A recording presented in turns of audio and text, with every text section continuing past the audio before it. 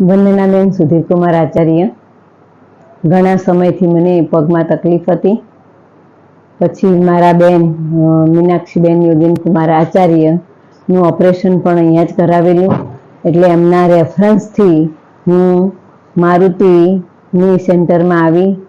વિરલભાઈ પાસે તપાસ કરાવી અને એમને એમ કહ્યું કે તમારે ઓપરેશનની જરૂર છે તો તમારી અનુકૂળતાએ તમે આવી જજો. એટલે અમે 22/6/24 રોજ એમની એપોઇન્ટમેન્ટ લઈ અને બતાવ્યું અને અમને કહ્યું કે જ્યારે પણ તમારી ઈચ્છા હોય ત્યારે આવી જજો. અહીંયા આ ટાઈપના ઓપરેશનો થાય છે. એની અંદર મેં પસંદ કર્યું એ ઓપરેશન એમને કરાવ્યું.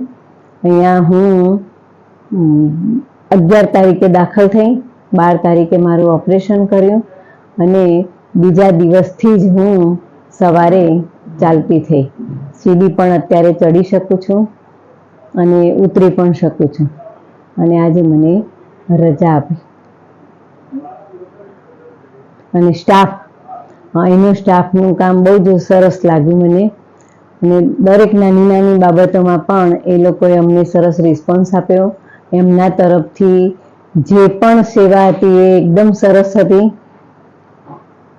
અને મને આ હોસ્પિટલનું કામ બહુ જ સરસ ગમ્યું.